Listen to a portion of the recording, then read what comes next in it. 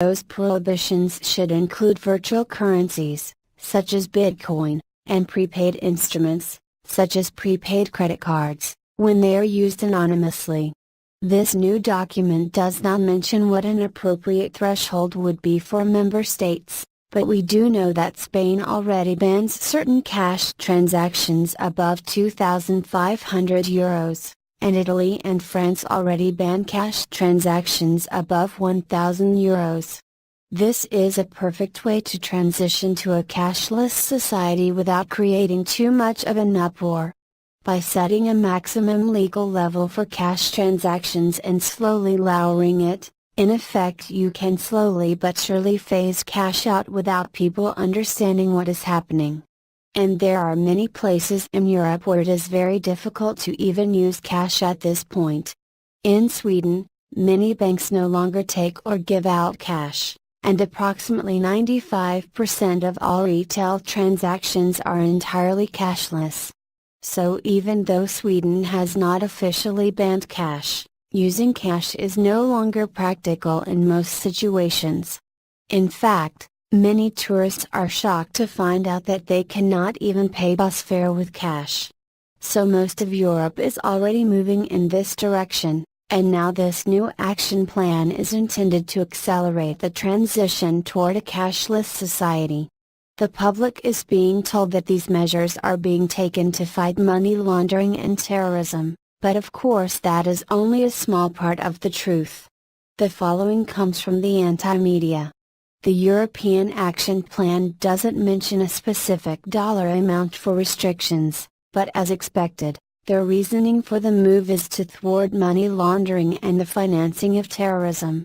Border checks between countries have already been bolstered to help implement these new standards on hard assets. Although these end goals are plausible, there are other clear motivations for governments to target paper money that aren't as noble. In a truly cashless society, governments would be able to track where everybody is and what everybody is doing all the time. And in order to have access to the cashless system, people would have to comply with whatever requirements governments wanted to impose on their helpless populations. The potential for tyranny that this would create would be off the charts, but very few people seem greatly alarmed by the move toward a cashless system all over the globe. Even in the United States there are calls for a cashless system. For example, the former chief economist for the IMF wrote an article for the Wall Street Journal not too long ago in which he recommended the elimination of the $100 bill. There is little debate among law enforcement agencies that paper currency, especially large notes such as the US $100 bill, facilitates crime, racketeering, extortion, money laundering, drug and human trafficking, the corruption of public officials, not to mention terrorism. There are substitutes for cash, cryptocurrencies, uncut diamonds, gold coins, prepaid cards, but for many kinds of criminal transactions, cash is still king. It delivers absolute anonymity, portability, liquidity and near universal acceptance. Over in Asia restrictions are being put on cash as well.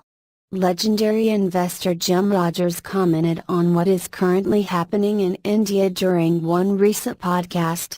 The time will come when you won't be able to buy a cup of coffee without being traced, warns investment guru Jim Rogers. To control people, governments will increasingly seek to hunt down cash spending, he adds. Governments are always looking out for themselves first. And it's the same old thing that has been going on for hundreds of years. The Indians recently did the same thing. They withdrew 86% of the currency in circulation, and they have now made it illegal to spend more than, I think it's about $4,000 in any cash transaction. In France you cannot use more than, I think it's a 1,000 euros. Said Rogers in an interview with Macro Voices podcast. The reason why this is taking place all over the planet is because this is a global agenda. The globalists ultimately plan to completely eliminate cash, and this will give them an unprecedented level of control over humanity. One thing that many fear may someday be implemented is some form of microchip identification system. In order to access the cashless grid, you would need your ID chip so that the system could positively identify you, but of course there are millions of people around the world that do not intend to get chipped under any circumstances. In the old days, you would be labeled a conspiracy theorist just for suggesting that they may try to chip all of us one day, but in 2017 things have completely changed. Just look at what is happening in Nevada. A bill has been introduced in the state Senate that would outlaw the forced microchipping of people. State Senator Becky Harris said a bill to prohibit forced microchipping of people is not as far-fetched as it might seem, because it happens in some places around the world. Senate Bill 109 would make it a Class C felony to require someone to be implanted with a radio frequency identifier, such as microchips placed in pets. The idea for the bill came from a constituent, the Las Vegas Republican said. If that sounds very strange to you, then you may not know that companies all around the globe are already starting to explore this type of technology. For instance, a company in Belgium called New Fusion has actually begun to microchip their employees. In a move that could be lifted straight from science fiction, workers at a Belgian marketing firm are being offered the chance to have microchips implanted in their bodies. The chips contain personal information and provide access to the company's IT systems and headquarters, replacing existing ID cards. The controversial devices raise questions about personal security and safety, including whether they may allow the movements of people with implants to be tracked. Technology like this often starts off being voluntary, but then after enough people willingly accept it, the transition to mandatory is not too difficult.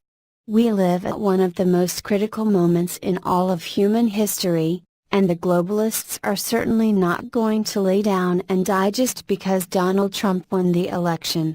The US represents less than 5% of the population of the planet, and in most of the world the agenda of the globalists is on track and is rapidly advancing. The globalists want a unified one world economy, a unified one world religion and a unified one world government. The election of Donald Trump was a blow to the globalists, but it has also made them more dangerous, more ruthless and more determined than ever before. And in case you think that using the term globalists is a bit strange, the truth is that even the New York Times is using it to describe the global elite and their global agenda. We are in a life or death battle for the future of our society, and the globalists are never going to give up until they get what they want. So now is not a time for complacency, because the very future of our country is at stake.